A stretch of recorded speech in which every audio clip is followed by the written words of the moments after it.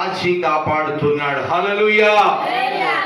ఈ నవంబర్ నెల నుంచి దయచేసి గుర్తుపెట్టుకోండి, ఇక మనకు ఎలాంటి అనారోగ్యాలు దేవుడు ఉంచాడు. దేవుని స్తోత్రం. హల్లెలూయా. ఎండిన ఎముకలకు జీవమునిచ్చిన దేవుడు మన సర్వ శరీరానికి తన శక్తినిచ్చి నడుపుతాడు. హల్లెలూయా. దేవుని స్తోత్రం. హల్లెలూయా. మంచిది. రోమా పత్రిక 8వ అధ్యాయం 31వ వచనం నుండి దేవుని యొక్క వాక్యాన్ని ధ్యానం చేసుకుందాం. ఇంతవరకు చక్కగా పాటలు పాడుతూ 10 ఆరాధనలు నడిపించిన తమ్ముళ్లకు బ్రదర్స్ వందనాలు. మీ అందరికి ప్రత్యేకమైన వందనాలు. రోమా పత్రిక 8వ అధ్యాయము 31, 32, 33 వచనాలు చదువుకుందాం.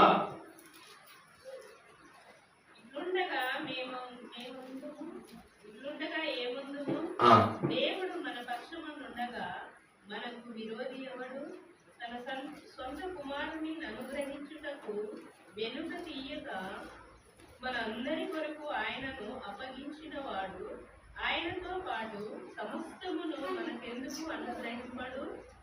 దేవుని చేత ఏర్పరచబడిన వారి మీద నేరము మోపు వాడెవడు? హల్లెలూయా. చాలు. హల్లెలూయా. మైక్ తీసుకున్నాం.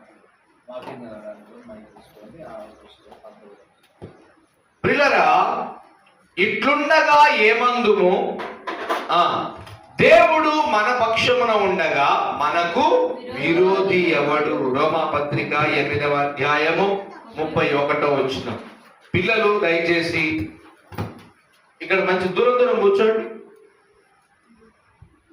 మమ్మీ దగ్గర కూర్చోను. అమ్మా దూరం కూర్చో. మమ్మీ దగ్గర కూర్చోకు. దూరం దూరం కూర్చోండి. ఒక్కరు కూడా గొడవ చేయొద్దు. గంట తర్వాత మీరు ఆడుకోవచ్చు. హల్లెలూయా. దేవుడు మన పక్షమున ఉండగా మనకు విరోధి ఎవడు?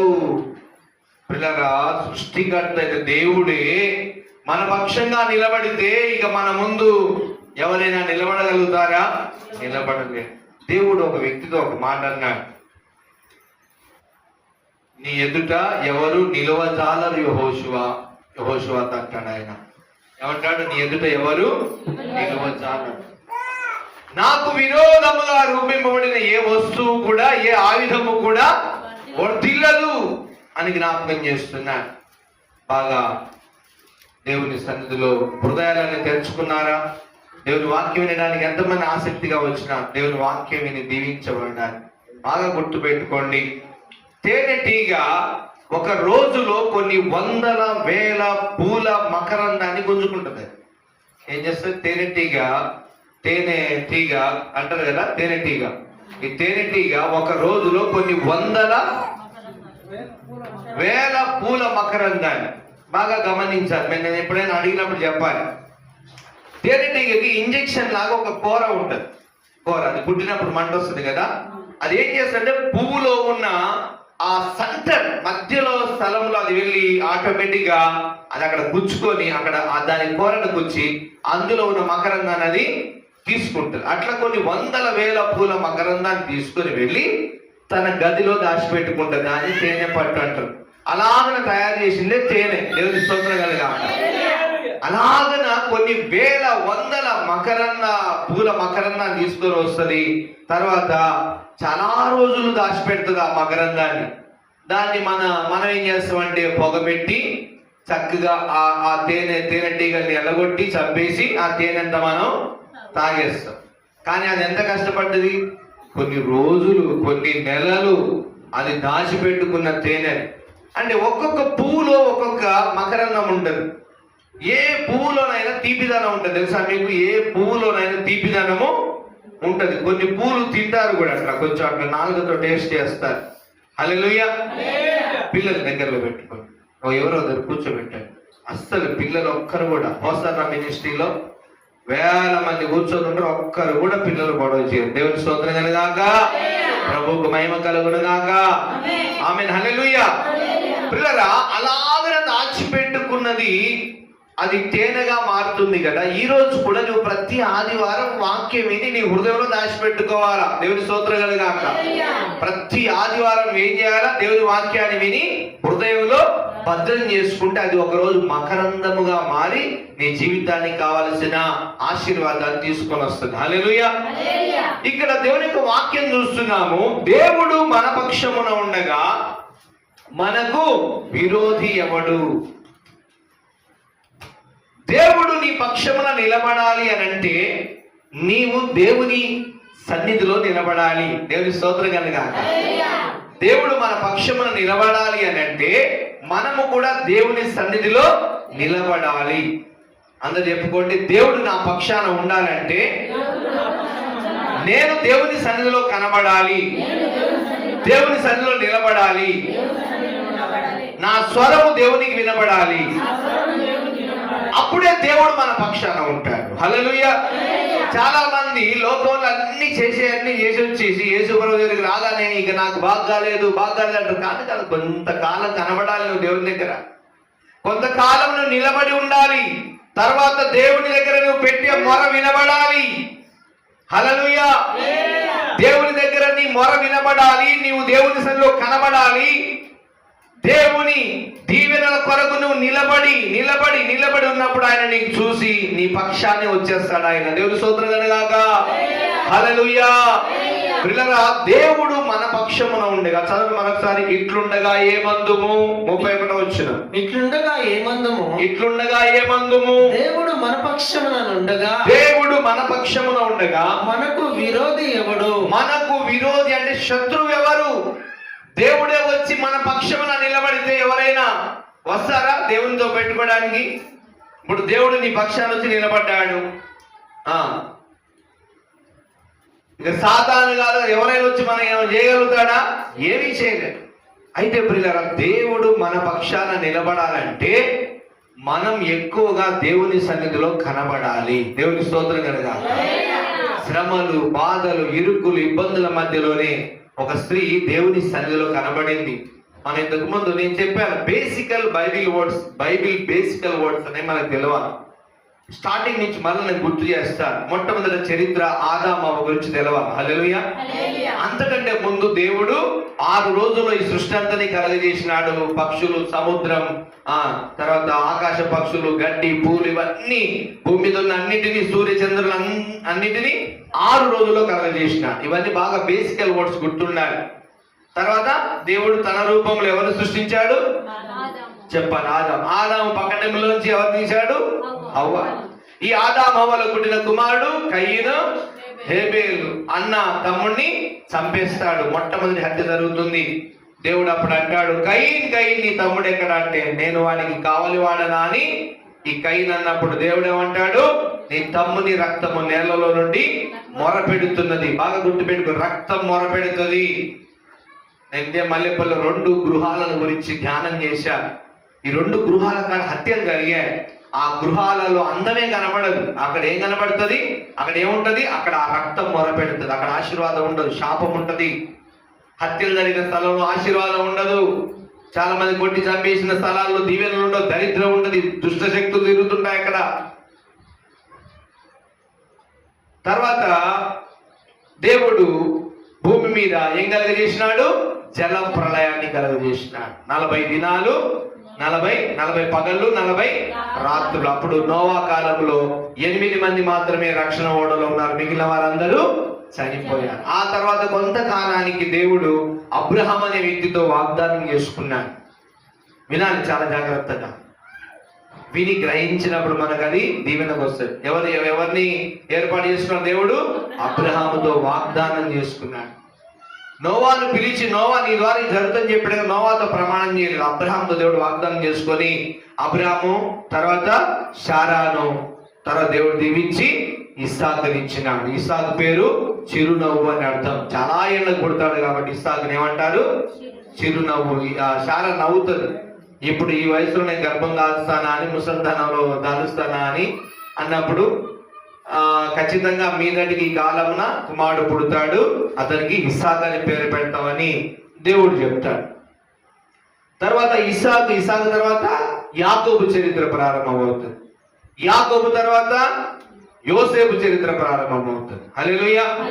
యోసేపుని అన్నలే అమ్మేస్తారు. అతన్ని మరి ఐగుప్తు దేశాన్ని చేరుకుంటాడు. మరలా అతని కళలు నెరవేర్చబడతాయి. దేవుని స్తోత్రం కలుగాక. అతని కళ నెరవేర్చబడి యోసేపు తర్వాత ఇక మోషే కాలం ప్రారంభమవుతుంది. హల్లెలూయా. మోషే అనగానే నిర్గమకాండం ప్రారంభమవుతుంది. మోషే దేవుని ప్రజలను నడిపించడానికి మోషే ఏర్పాటు చేసుకుంటాడు దేవుడు మోషే అలాగన ప్రభు సన్నిధిలో సేవ చేసి దేవుని సన్నిధిలో ఆయన ప్రభునందు నిద్రించిన తర్వాత బాధ్యత అంతా యెహోషువకు అప్పగింపబడుతుంది. హల్లెలూయా. ఇవి ఇలాగన క్రమంగా ఉండాలి. ఎక్కడి నుంచి తెలవాలి? మనకి సృష్టి ప్రారంభం నుంచి మనకు కంటిన్యూగా తెలవాలి. చదువు లేదు మీకు కూడా అర్థమయ్యేటట్టుగా దేవుడు వివరిస్తున్నాడు. దేవుని స్తోత్రం కలుగా. తర్వాత యెహోషువ కాలానికి వచ్చేసరికి దేవుడు ఇజ్రాయేలు ప్రజలకు వాగ్దానం ఇచ్చినాడు. ఆ వాగ్దానాన్ని బట్టి వారు ఆ యొక్క కాలంలో యెరికో అనేటువంటి పట్టణాన్ని స్వాధీనపరుచుకుంటారని దేవుడు వాగ్దానాన్ని బట్టి యెరికో అనే పట్టణాన్ని వేగు చూడడానికి ఇద్దరిని పంపుతాడు. ఎంతమందిని?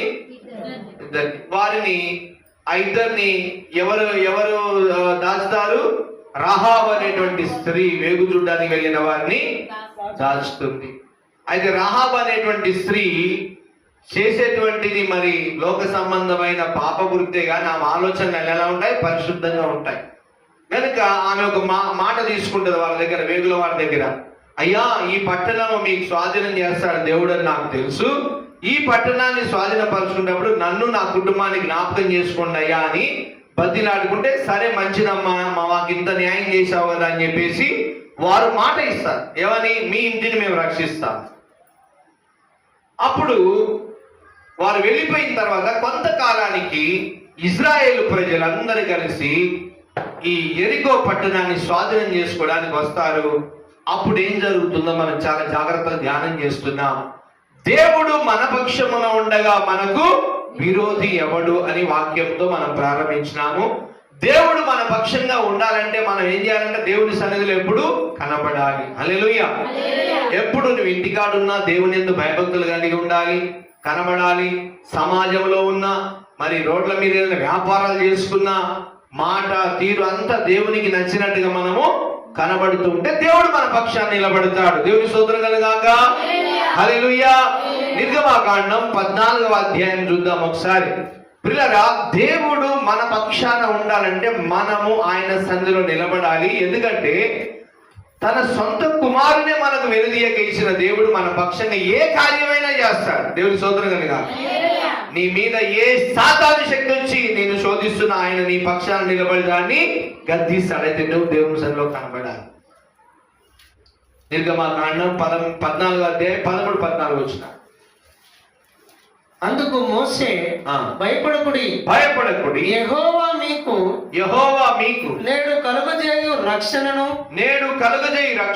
మీరు ఊరక నిలుచుండి చూడుడి. మీరు నేడు చూచిన ఐగుప్తీయులను ఇక మీదట ఎన్నడును చూడరు. యెహోవా మీ పక్షమున యుద్ధము చేయును. మీరు ఊరకయే ఉండవలెనని ప్రజలతో చెప్పాను. దేవుని స్తోత్రం కలుగాక. ఇజ్రాయేలు ప్రజలను శత్రువైన ఐగుప్తీయులు తరుముతున్నారు. ముందు చూస్తే ఎర్ర సముద్రం, వెనక ఫరో సైన్యం. ఆ సమయంలో ఆ సేవకుడైన మోషేతో వారు అంటారు, మోషే మమ్మల్ని విడిచిపెట్టు, మేము మళ్ళా ఐగుప్తు దేశాన్ని వెళ్ళిపోతామని అంటే మోషే అంటాడు, ఏమంటాడు? మీరు ఊరక నిలిచుండి చూడుడి. హల్లెలూయా. కొన్నిసార్లు మన జీవితంలో శత్రువులు వచ్చానికి అయిపోయిందేమో అనుకుంటాం. ఆ సమయంలో సైలెంట్ గా ఉంటే ఆయన దిగుతాడు. గట్టిగా చప్పట్లు కొట్టి బ్రహ్మని పడదాం. హల్లెలూయా. ఆయన వచ్చేస్తాడు, వచ్చి కార్యం చేస్తాడు. ఎందుకు? నీవు ఆయన సన్నిధిలో కనబడుతున్నావు, ఆయన మీద విశ్వాసంతో ఉన్నావు కనుక ఆయన నీ పక్షాన వచ్చి నిలబడతాడు. నీ సమస్యను ఆయన పరిష్కరిస్తాడు. ముందేమో ఎర్ర సముద్రం, వెనకెవరు? ఫరో ఐగుప్తు శత్రు సైన్యం శత్రు తరుముతున్నారు. ప్రజలు మధ్యలో నిలబడ్డారు. ఏం చేస్తున్నారు? గులుగుతున్నారు, సనుగుతున్నారు. కానీ మోసే ఏమంటాడు? ఊరక నిలిచుండి చూడుడి, దేవుడు మీ పక్షాన ఉండి యుద్ధం చేయబోతున్నాడు. గట్టిగా చెప్పడం ప్రభుత్వం. హల్లెలూయా. నీవు ఊరక అలా మౌనంగా ఉండి నిలిచి ఉంటే చాలు, ఆయన దిగుతాడు. ఆ సమస్యలోనికి ఆయన దిగుతాడు. మన సమస్య పరిష్కారం కావాలి అని అంటే ఏం చేయాలి తెలుసా? ఆయన ఆహ్వానించి ఊరుకుండాలి, అంతే. దేవుని స్తోత్రం కనుక. కొంతమంది అక్కడక్కడ ఏదైనా పని చెప్తే ఈ పని చేయక్క అని చెప్పి ఆమె చెప్పిన తర్వాత నువ్వు ఊకే పోయి చేస్తున్నావు. ఆమె ఏమంటది? నువ్వు చేసుకుంటున్నావు కదా, చేసుకోరాదా అంట. ఏమంటారు? అంతే కదా, నువ్వు నాకు అప్పగించినావు, నేను చేస్తూనే ఉన్నా, మళ్ళీ నువ్వు చేస్తున్నావు, నువ్వే చేసుకో అని చెప్పి వాళ్ళు అక్కడి నుంచి వెళ్ళిపోతారు. దేవుడు కూడా ఆయన మీద నువ్వు ఆధారపడితే ఆయన ఏం చేస్తాడంటే ఆయన నీ పక్షంగా నిలబడి నీ సమస్యను ఆయన పరిష్కరిస్తాడు. దేవుని స్తోత్రం చెప్పండి. హల్లెలూయా. ఇజ్రాయేలు ప్రజలకు ఒక సమస్య ఉంది అక్కడ. వెనక శత్రువు తరుముతున్నాడు, ముందు ఎర్ర సముద్రం. కానీ మోషేతో దేవుడు చెప్పాడు, ఆ మోషే ప్రజలతో చెప్తున్నాడు ఆ మాట. ఏమంటాడు?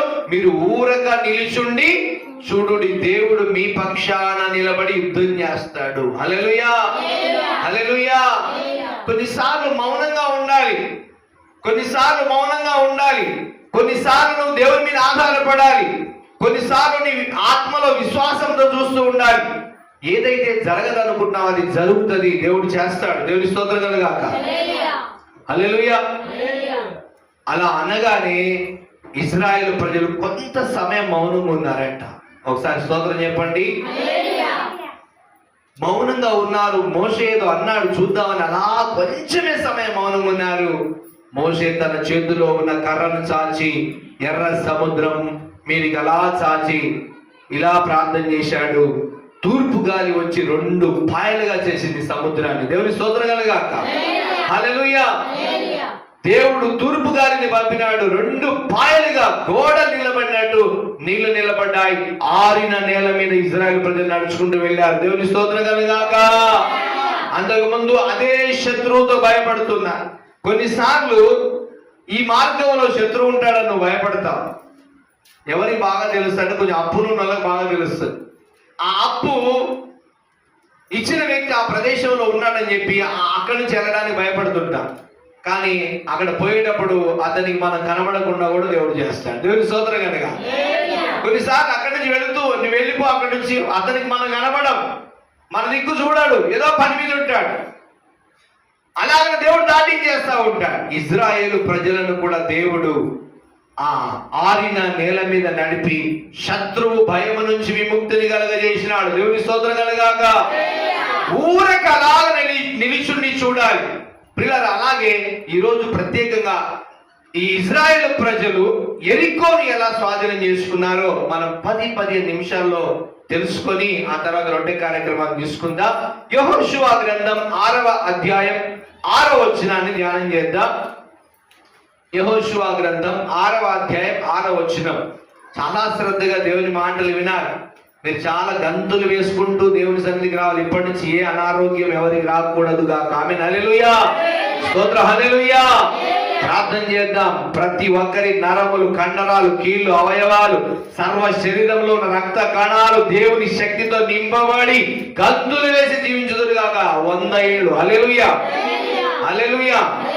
ఈ 40-50 ఏళ్ళకి కాళ్ళు చేతులు తిమిరి పెట్టి నొప్పులు వస్తా ఉంటే ఏమైనా అందం ఉంటుందా? దేవుని సంతోషంగా మనం గడపాలి. అడుగుదాం అది దేవునికి. స్తోత్రం. హల్లెలూయా. దావీదు అంటాడు, నా కాళ్ళను నీవు లేడి కాళ్ళ వలె. లేడి అంటే తెలుసామా? జింక. లేడి అంటే ఏంటిది? జింక కాళ్ళు ఎంత సన్నం ఉంటాయి తెలుసు? చాలా సన్నం ఉంటాయి. కానీ అది కొండలు కొండలు గుట్టలు ఎక్కేస్తుంది పైకి. టక టక టక టక పైకి ఎక్కేస్తుంది. ఎందుకంటే ప్రభు అలాగిన వాటికి శక్తినిచ్చున్నాడు. మరి ఆరోగ్యము కూడా మనం దేవుని దగ్గర అడగాలి. దేవుని స్తోత్రం కనుక. శక్తిని ప్రభు అని అడగాలి. ఎముకలకి బలమైన ఆయన నా నరములలో కావలసిన రక్తం శక్తిని ప్రభు అనాలి. హల్లెలూయా. చాలా మంది నా రక్తము లేదంటన్నా అదంట అని డెలివరీ టైంలో చెప్తా ఉంటారు. నాకు చాలా మంది డెలివరీ డెలివరీకి వెళ్ళేటప్పుడు చెల్లెళ్ళు ఫోన్ చేసి అన్న రక్తం చాలంటున్నారు అన్న అని వాళ్ళు అంటున్నారు, నేను ఏసై నీకు రక్తం ఇస్తాడు. దేవుడి స్తోత్రం కనుక నీ శరీరంలో కావాల్సిన రక్తాన్ని ఏసై ఇస్తాడు బిడ్డ అని చెప్పినప్పుడు అద్భుతంగా పిల్లలు చాలా మందికి నార్మల్ డెలివరీస్ అయినాయి. దేవుడి స్తోత్రం కనుక మన సంఘంలో అయితే చాలా మంది డెలివరీ టైంలో ప్రార్థనలు, అందరికి నార్మల్ డెలివరీలే. దేవుడి స్తోత్రం హల్లెలూయా. ఎక్కువ ఆపరేషన్లు ఎవరికి మన సంఘంలో కాలేదు, అందరికి నార్మలే. అసలు వాళ్ళలో రక్తం లేదు, శక్తి లేదు అన్నలో కూడా దేవుడు నార్మల్ డెలివరీ ఇచ్చేస్తాడు. దేవుడు స్తోత్రం కనుక దేవుడు మన పక్షాన నిలబడి సహాయం చేస్తాడు. యెహోషువ గ్రంథం 6వ అధ్యాయం 6వ వచనం. నూను కుమారుడైన యెహోషువ యాజకులను పిలిపించి, మీరు నిబంధన మందస్సమును ఎత్తుకొని మోయిడి. 7 యాజకులు యెహోవా మందస్సమునకు ముందుగా పొట్టేలు కొమ్ము బూరలను 7 పట్టుకొని నడువవలనని వారితో చెప్పెను. మరియు అతడు, మీరు సాగి పట్టణమును చుట్టుకొనుడనియు యోధులు యెహోవా మందస్సమునకు ముందుగా నడవవలననియు ప్రజలతో చెప్పెను. చాలు హల్లెలూయా. యెరికో అనే పట్టణాన్ని స్వాధీనం చేసుకునే సమయం ఇజ్రాయేలు ప్రజలు.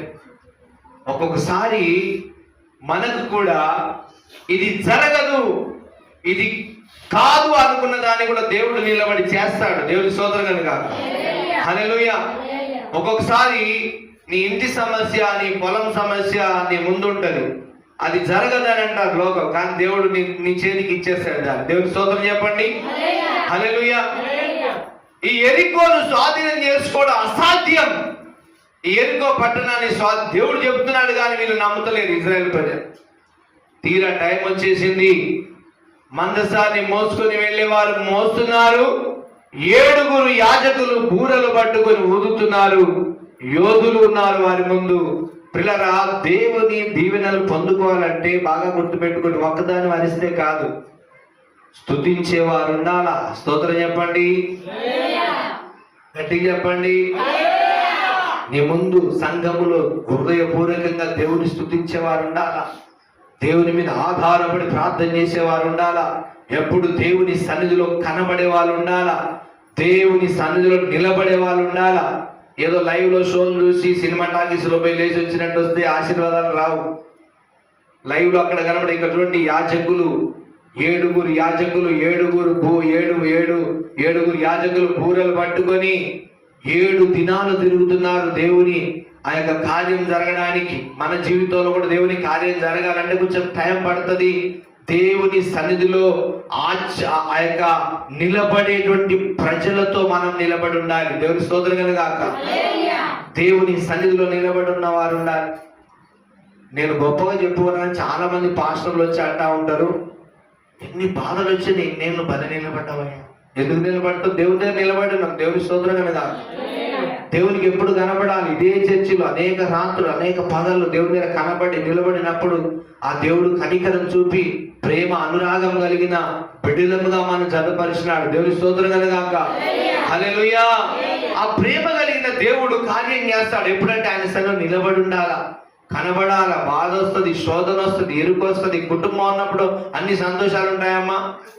ఇంటికి వచ్చిన కోడలు అనుకుంటది ఇక నాకు ఏ బాధ ఉండదు అనుకుంటది స్టార్టింగ్ లో. పాపం తర్వాత ఒక్కొక్క బాధ ఒక్కొక్క వాత ఒక్కొక్క దెబ్బ పడుతూ ఉంటే చిన్నగా అన్ని తెలుస్తా ఉంటావు. ఓహో ఇట్లుంటుందా, భర్త కూడా తాగొచ్చి కొడతాడా, భర్తకు కూడా కోపం వచ్చి అప్పుడప్పుడు కట్టెపట్టుకొని కొడతాడా అని అన్ని నేర్చుకుంటా. భర్త కూడా గద్దిస్తాడా అని ఆ ఫస్ట్ పెళ్లి పీటల మీద ఏం కనబడు, ఆడ నవ్వుతుంటాడు, ఈమె నవ్వుతుంటాడు, ఆడ నవ్వుతుంటాడు, ఈమె నవ్వుతుంటాడు. అబ్బా జీవితం అంతా ఎంతో నవ్వుతోనే గడుపుస్తుందేమో అనుకుంటున్నావు. ఇంటికి వచ్చిన తర్వాత పెళ్లి పైసలు, పెళ్లిలో అయిన ఖర్చులన్నీ లెక్క పెట్టినప్పుడు, వాళ్ళు తిట్టుకుంటున్నప్పుడు ఆమె ఇంట్లో ఉండి చూసి అప్పుడు ఈ భర్త తింటా ఉంటాడు. ఒక్కొక్కసారి అత్త కోపం అవుతుంది, మామ కోపం అవుతాడు. అప్పుడు అన్ని తెలవాలి. దేవుని స్తోత్రం కనుక ఎందుకు తెలవాలి అంటే కుటుంబం అనేది బాధ్యత కలిగింది. రేపనాడు ఆమె కూడా పిల్లల విషయంలో చాలా జాగ్రత్తలు కలిగి ఉండాలి. కాబట్టి ఆ బాధ్యతలు కలిగి ఉండాలి. కాబట్టి దేవుడే నేర్పిస్తా ఉంటాడు. ఇప్పుడు పసితనం ఏమైనా అర్థమైతే ఆ మాటలు మనకి అర్థం కావు. కొంచెం వయసు వచ్చినప్పుడు అర్థమైంది, కొంచెం వయసు వచ్చినప్పుడు అర్థమైంది. పెళ్ళి అయిన తర్వాత పిల్లల బాధ్యతలు ఒక తీరుగా ఉంటాయి. తర్వాత పిల్లల పెళ్లిళ్ళు అయ్యేటప్పుడు వచ్చినప్పుడు ఒక తీరు ఉంటుంది. కొన్ని బాధ్యతలు కలిగిన జీవితం కాబట్టి దేవుడు చిన్నగా అర్థం చేసుకునే మనసుని ఇచ్చి ముందుకు తీసుకెళ్తా ఉంటాడు. ఎక్కడ విడిచిపెట్టాడు. హల్లెలూయా. ఇశ్రాయేలు ప్రజలకు కూడా దేవుడు వాగ్దానం ఇచ్చినాడు, యెరికో అనే పట్టణాన్ని మీరు స్వాధీనం చేసుకుంటారని. తీరా టైం వచ్చింది. ఓ పక్క భయపడుతున్నారు, మందసం మోసేవారు మందసం మోసినారు, పోతున్నారు, పట్టణాన్ని చుట్టుముట్టారు. ఎలా ఉంటుందంటే ఒక పట్టణాన్ని చుట్టుముట్టడం ప్రియులారా, ఇప్పుడు మీకు అప్పుడప్పుడు సెల్ ఫోన్ లో చూస్తున్నట్టుంది. దేశాల మీద యుద్ధాలు జరుగుతున్నాయి చూసారా.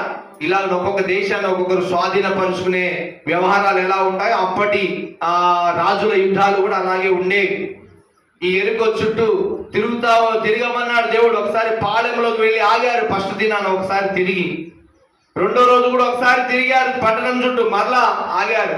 మూడో రోజు కూడా తిరిగారు, నాలుగో రోజు తిరిగారు, ఐదో రోజు తిరిగారు, ఆరో రోజు తిరిగారు. ఏడో రోజు మాత్రం 7 మార్లు తిరగమన్నాడు దేవుడు. అయితే వారు చుట్టూ తిరుగుతున్నప్పుడు మాత్రం ఏమన్నాడంటే, పిల్లలు కూర్చోవాలి, దూరం కూర్చోవాలి. 7వ మారు మాత్రం ఏమన్నాడంటే, మీరు మౌనంగా ఉండాలి, ఎవరేం మాట్లాడకుండా తిరగాలి. వింటున్నారా ఈ మాట? ఏం చేయాలంట? మౌనంగా. పిల్లల మనం ఎప్పుడైనా ఇంట్లోంచి బయటికి వెళ్ళేటప్పుడు ఇంట్లో ఉన్న భార్యనో లేకపోతే కొడుకో కోడలో ఏదైనా మాట అంటే ఏమంటాం? ఉండి అట్ట మాట్లాడినవి మంచి పనికి పోతుంటే అంట. ఎందుకంటే ఆ మాట నిన్ను ఇబ్బంది పెడుతుంది. జరుగుతుందంటవా ఈరోజు వ్యాపారం అని అంటుంది, ఆ ఊరికి పోతున్నావు జరుగుతుందా అని అంటుంది. ఏది అట్ట మాట్లాడుతున్నావు అని బాధపడుకుంటూ పోతాం. అయితే మనిషి యొక్క మాటలో శక్తి ఉంది. దేవుని స్తోత్రం చెప్పండి ఒకసారి. హల్లెలూయా. ఈ నోట్లోంచి వదిలే మాట ఒక ఆయుధముగా, ఒక బాణముగా, ఒక బాంబుగా కూడా పనిచేస్తుంది. అందుకే దేవుడు ఇశ్రాయేలు ప్రజలతో చెప్పాడు, మౌనంగా ఉండండి, ఏం మాట్లాడకుండా మౌనంగా ఊరక నిలిచుండి చూడండి అని. చుట్టూ తిరుగుతున్నప్పుడు మౌనంగా ఉండండి అన్నాడు. చాలా మంది మౌనాన్ని పాటించరు. ఈరోజు కొన్నిసార్లు దేవుని కార్యం జరిగేటప్పుడు ఏం చేయాలంటే మౌనంగా ఉండాలి. ఏం చేయాలా?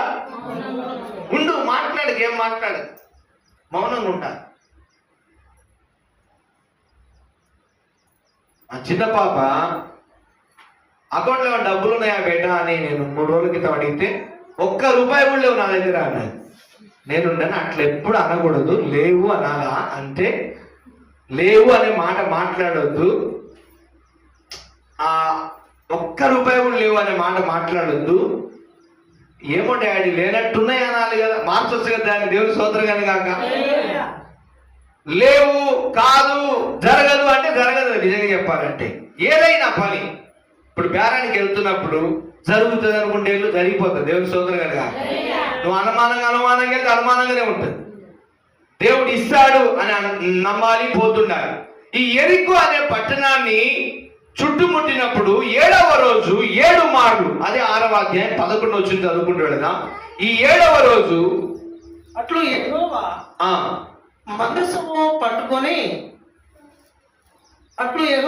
మందసము ఆ పట్టణమును చుట్టుకొని యొక్క 100 దాని చుట్టూ తిరిగిన తర్వాత వారు పాలెములో చొచ్చి రాత్రి పాలెములో గడిపిరి. ఉదయమున యెహోషువ లేవగా, ఇట్లా పట్టుకో, వైర్ ఫోల్డ్ చేసి అట్లా పట్టుకో. ఉదయమున యెహోషువ లేవగా యాజకులు యెహోవా మందసమును ఎత్తుకొని మోసిరి. 7 యాజకులు పొట్టేలు కొమ్ము బూరలను ఎంతమంది అంట? 7 యాజకులు. ఇక్కడ ఒక 5 నిమిషాలు నేను మాట్లాడతాను. ఈ యాజకులు ఎవరనంటే, దేవుడు ఏం చెప్తున్నాడు, ఇప్పుడు దేవుడి కార్యం ఏం జరగాలి భూమి మీద, దీని గురించి ఆలోచించుకుంటే వారు యాజకులు. దేవుని స్తోత్రం కాక. దేవునికి ప్రత్యేకింపబడిన వారు యాజకులు. అంటే నీకు బంధువులు చాలా బలవంతులు ఉండొచ్చు, ధనవంతులు ఉండొచ్చు, కానీ నీ పక్షాన ఒక యాజకుడు ఉండి నీ పక్షాన ప్రార్థన చేసి అద్భుతాలు జరుగుతాయి. దేవుని స్తోత్రం కాక. హల్లెలూయా. నాకు నేనే ప్రార్థన చేసుకుంటానంటే యాజకుని ప్రార్థన కూడా చాలా అవసరం పడుతుంది. ఇక్కడ ఇశ్రాయేలు ప్రజల ముందు 7 యాజకులు 7 కొమ్ములు పట్టుకొని, ఆ 7 బూరలు పట్టుకొని వారు ఊదుతూ ఉన్నారు. ఇంకో మాట ప్రియులు అక్కడ ఏమంటారంటే, నేను చెప్పేంత వరకు మీరు అరవద్దని కూడా అంటారు యాజకులు.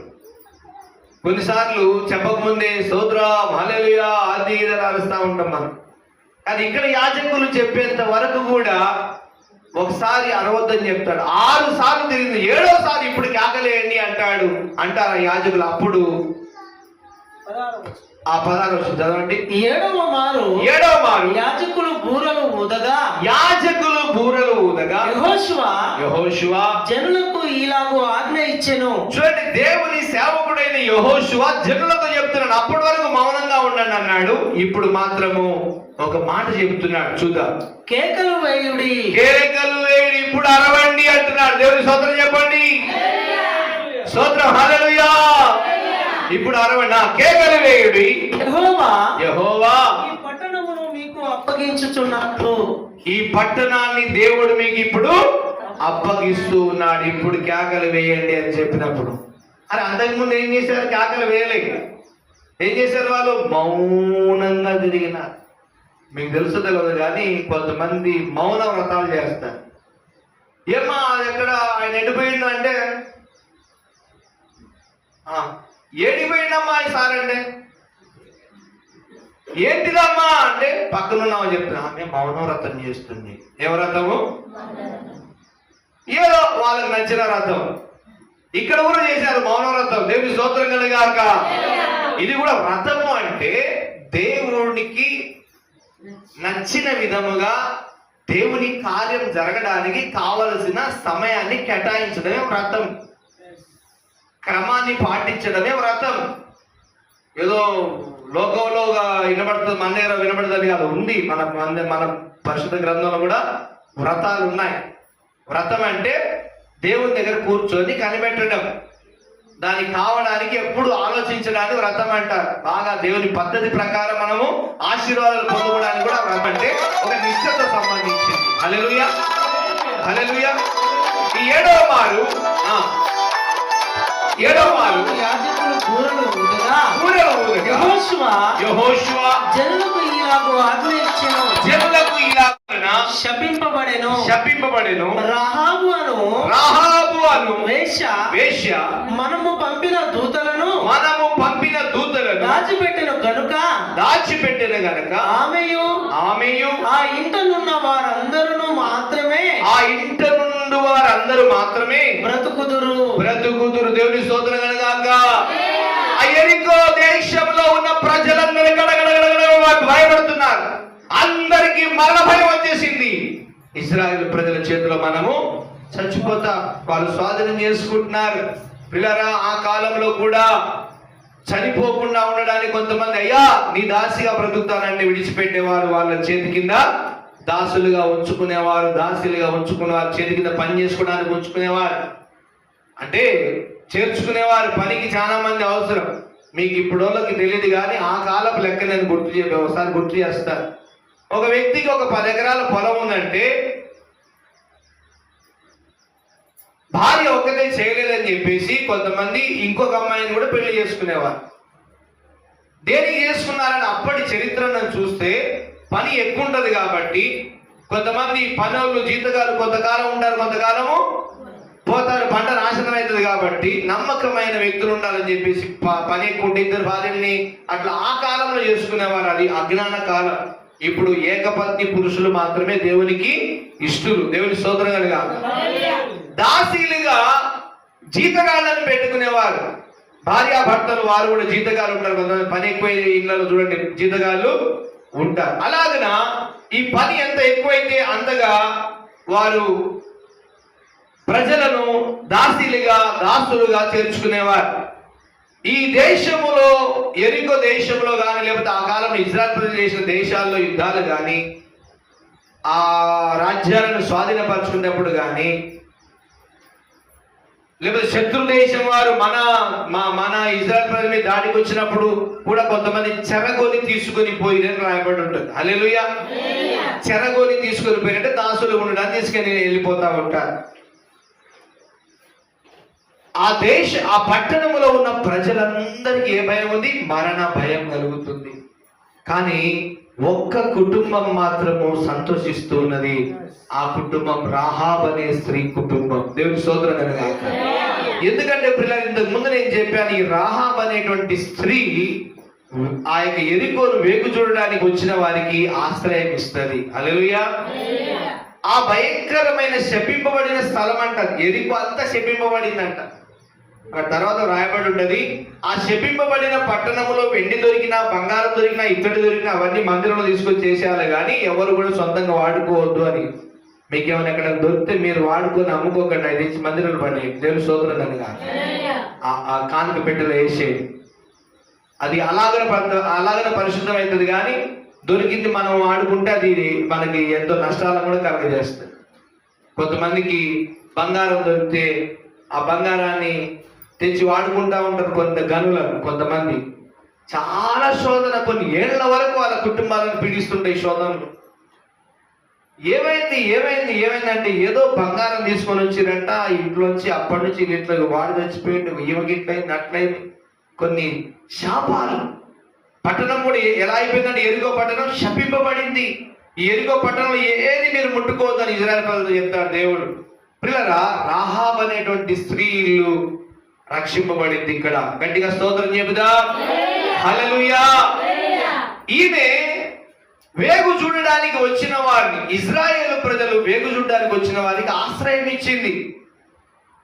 ఆమె పట్టణం అంతా శపింపబడినదిగానే కనబడుతుంది, కానీ ఆమె చాలా ఆశీర్వాదాన్ని కొరకు ఆలోచన చేస్తున్నట్టు మనం చూస్తున్నాం ఇక్కడ. హల్లెలూయా. కొంతమంది తల్లులు, నీతి కలిగిన తల్లులు పిల్లల గురించి ఆలోచిస్తూ ఉంటారు. ఇప్పుడున్న కోడళ్ళు ఏం చేస్తూ ఉంటారు, ఏ సీరియల్ వస్తుంది, ఏ సినిమా బాగుంది, ఇది ఆలోచిస్తూ ఉంటారు. కానీ ఆ తల్లులు అలా ఆలోచించారు. తల్లులు ఏం చేస్తారంటే, నా కొడుకు బిడ్డ పుట్టింది, వీళ్ళ భవిష్యత్తు ఎట్లా, ఏంది, ఈ భూమి సరిపోతుందా, ఆదాయం ఇట్లా ఉంది, ఏం చేయాలా, బిడ్డ పెళ్లికి ఎట్లా చేస్తారు, ఎక్కడ అప్పు చేస్తారు, ఇవన్నీ ఎవరు ఆలోచిస్తుంటారు? నీతి గల తల్లులు ఆలోచిస్తుంటారు. హల్లెలూయా. ఎట్లా చేయాలా వాడిని ఓకే గుర్తు చేస్తుంటారు. అరే జాగ్రత్తరా, పిల్లలు ఉన్నారు, సంపాదించుకున్నామా అని చెప్పి పదే గుర్తు చేస్తూ ఉంటారు తల్లులు. ఎవరు? ముందు భవిష్యత్తు ఆలోచన చేసే తల్లులు. కొంతమంది తల్లులేమో కొడుకులు బాగా పెరుగుతున్నా చూసి, నా కొడుకుని చూసినావా, ఎంత పెద్ద చూసినావా, వాడు చూడు ఎట్లా సినిమా హీరో లాగా ఉన్నాడని చెప్పి, సినిమా హీరో తర్వాత జీరో కాకుండా కూడా చూసుకోవాలి మనం దేవుని స్తోత్రం కనుక. ఈ సినిమా హీరో ఇప్పుడు కొంచెం సినిమా హీరో లాగా ఉంటారు, తర్వాత మళ్ళా బార్ షాపులో హీరోలు అయిపోతుంటారు. పోయి త్రాగు తప్పిపోతారు, దోస్తులు ఎమ్మడిపోతారు, త్రాగుడికి అలవాటు అయిపోతారు, ఏమైపోతారు, పాడైపోతారు. తల్లి ఏం చేయాలని, ఇజ్రాయేలు ప్రజలకు దేవుడు ఏమంటాడంటే, నీ పిల్లలు భోజనానికి కూర్చున్నప్పుడు, వారు పడుకున్నప్పుడు, ఇదిగో ఎప్పుడు వారికి మాటలు చెప్తుండు, చేతికి కంకణపు గుర్తులాగా ఎప్పుడు నా మాటలు గుర్తు చేస్తుండు. ఐగుప్తు దేశం నుంచి మనం వచ్చినప్పుడు దేవుడు ఇలాగ ఎడసవలు దాటించాడు, ఎరికో పట్టణమును స్వాధీనం చేశాడు, మనం శత్రువు చేతులు మనం విడిపించాడు. చాలా జాగ్రత్తగా ఉండాలి, భయముతో ఉండాలి, భక్తితో బ్రతకాలి, దేవునికి నచ్చని ఏది చేసినా జాగ్రత్త బయట అని ఎప్పుడు గుర్తు చేస్తా ఉండండి అని చెప్పి ఇజ్రాయెల్ ప్రజలు చెప్తుండేవారు. ఈ మాట నేను గుర్తు చేస్తాను. ఆ కాలంలో కూడా, ఈ కరెంటు లేని కాలంలో ఇళ్ల ముందు ఆ చందమామ నైట్ పడుకునేటప్పుడు ఆ చందమామ దిక్కు చూపించుకుంటూ తాత గురించి, తండ్రి గురించి చెప్తుండేవారు ఆ కాలం ముసలోళ్ళు. ఇప్పుడు అది లేదు. ఇప్పుడు టీవీలు వచ్చినాయి, ఈ లైట్లు వచ్చేసినాయి కదా. ఇప్పుడు పైన దేవుని సృష్టిని చూడడం, దేవుని గురించి చెప్పుకోవడం పక్కకు పెట్టి లోకంలో ఉన్న సీరియల్ గురించి, ఈ లోకంలో ఉన్న విషయాల గురించి చెప్పుకుంటున్నారు. కరెంటు లేని రోజు ఏం జరిగింది తెలుసా కోడలారా? బయట తాత, అమ్మమ్మ, నానమ్మ పడుకొని ఉంటే, వాళ్ళ పక్కన పడుకొని ఉంటే చిన్న పిల్లలకు కథలు చెప్పేవారు. చిన్నపిల్లలకు తల్లులు, అరే మీ తాత ఇలా ఉండేరా, మన ఆ ఊరు అక్కడి నుంచి ఇక్కడికి వచ్చినా, ఇక్కడ బది ఇదిరా అదిరా, ఇది చాలా కష్టపడ్డావు, అది ఇది అన్నింటి చేసింది, తమ్ముడు ఇంటి చేసింది, అక్కింటి చేసింది, అట్టి ఇచ్చినది అన్ని చెప్పుకుంటూ చాలా అని చెప్పినప్పుడు వాటి మెదడులోకి వెళ్ళిపోయేది. ఇప్పుడు ఈ సెల్ ఫోన్ వచ్చిన కాలానికి వచ్చేసరికి మెదడుకి వ్యర్థమైనవి పోతున్నాయి, కానీ అసలైనవి పోతలేవు. హల్లెలూయా. తల్లులని జ్ఞాపకం చేస్తున్నాను. అమ్మా, మీ పిల్లల కొరకు భారంగా ప్రార్థన చేయడం నేర్చుకోండి. దేవుని స్తోత్రం కనుక. ఈ సెల్ ఫోన్లు పట్టించి ఆడు నచ్చిందల్లా చేస్తారు, ఆడు మాటినాడో ఏడుస్తాడంటే రెండు కొట్టాల్సిందే పిల్లల్ని. దేవుని స్తోత్రం కనుక. ఎవరు పిల్లల్ని శిక్షించని వాడు తండ్రి ఏమవుతాడంట? తండ్రి పిల్లల్ని ఏం చేయాలి? శిక్షించాలా. కుమారుని శిక్షింపని తండ్రి దుర్బీజుడు. కుమారుని శిక్షించాలా. చెంపలు వాసిపోవాలా దేవుని స్తోత్రం కనుక. అప్పుడే వాడి బ్రతుకు చక్కగా ఉంటది దేవుని స్తోత్ర. అప్పుడే వాడు నువ్వు అనుకున్నట్టుగా ఆశీర్వాదకరంగా భయముతో భక్తితో ఆ దీవెనకరంగా బ్రతుకుతాడు. ఎంతమంది యవనస్తులు చనిపోతున్నారు, చెప్తే ఈనరు, బైకులు కొనుక్కుంటారు, తాగి ఫ్రెండ్స్ ఎమ్మడిపోయి ఏదో స్పీడ్లో పోయి తగిలి పొద్దున్న లేసి ఇల్లంతా ఏడుస్తారు. ఏమైందయ్యా, రాత్రి బండి మీద పోయిందయ్యా, అది యాక్సిడెంట్ అయిందంటయ్యా, దోస్తులు ఎమ్మడి పోయిందయ్యా. ఏంది దేవుని భయం ఉంటే చేస్తాడా పనులు?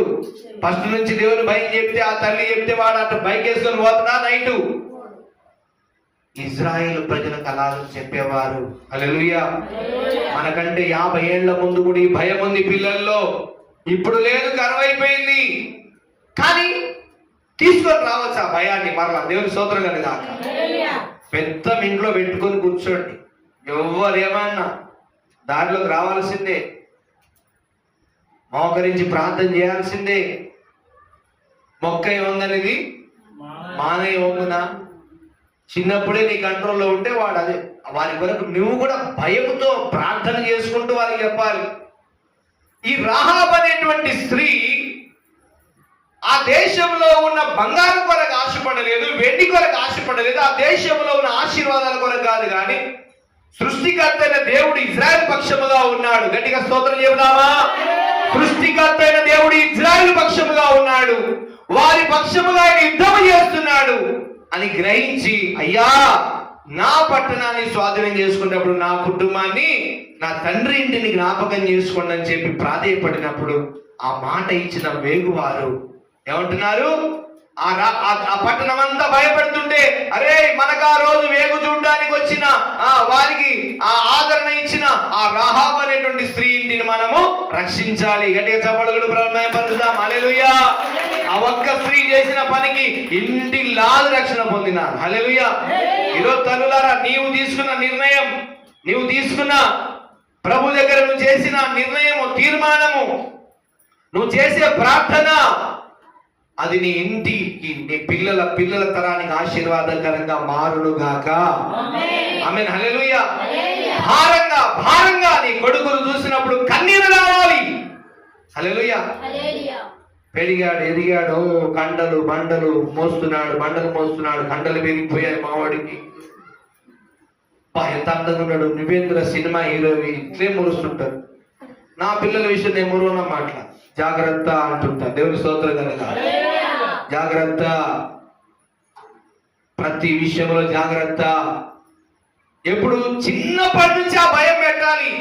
అప్పుడే ఆ పిల్లలకి దేవుని కృపను బట్టి నా 2 బిడ్డల విషయంలో దేవుడు, వాళ్ళు మేజర్ అయిపోయారు అంటే కొంచెం వయసు పెరిగింది, మేజర్ కదా, వాళ్ళకి వయసు తెలుసు కదా, అంతవరకు చాలా జాగ్రత్తనే నేను నా డ్యూటీ నేను చేసిన.